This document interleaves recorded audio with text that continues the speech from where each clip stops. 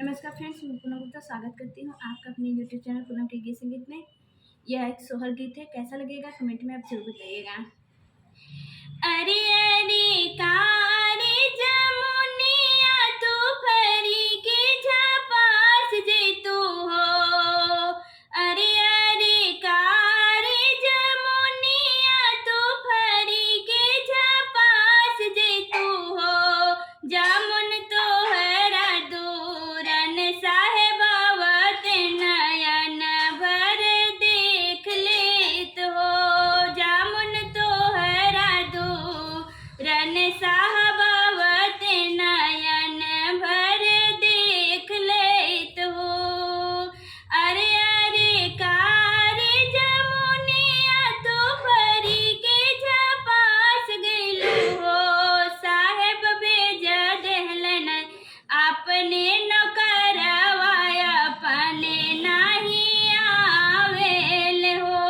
साहेब भेज देहलन अपने नौकरवा अपने नाही आवेल हो।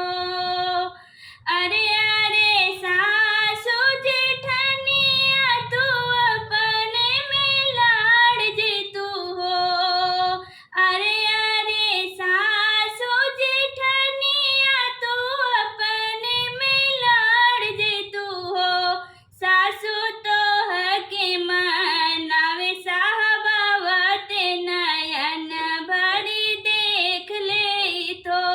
सासू तो हके मनावे खातिरावत नयन भर देख ले तो। अरे अरे सासू जेठनिया ते अपने में लाड़ गइलिन हो। अरे अरे सासू जेठनिया ते अपने में लाड़ गइली हो।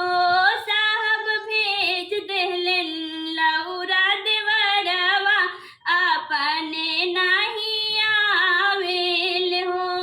साहेब भेज देहे लौरा देवरवा ते अपने नावले हो। अरे अरे प्यारे ननदिया तू एक दिन गवान जे तू हो। अरे अरे प्यारे ननदिया तू एक दिन गवान जे तू हो।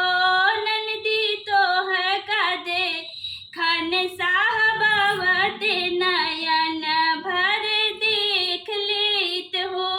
ननदी तो है का देखन साहबावत नयन भर देख लेत हो। अरे अरे प्यारे ननदिया ते एक दिन गवान गइलिन हो।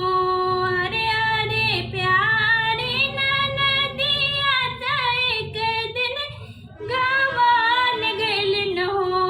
साहब भेज देहलन डोली के ओहरवा अपने नाही आवेल हो।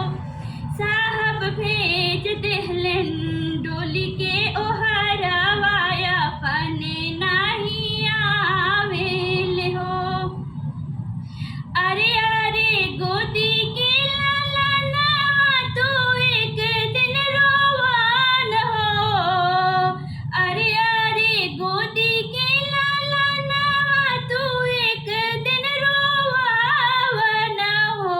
ललना तो हके दे खन साहबावत नयन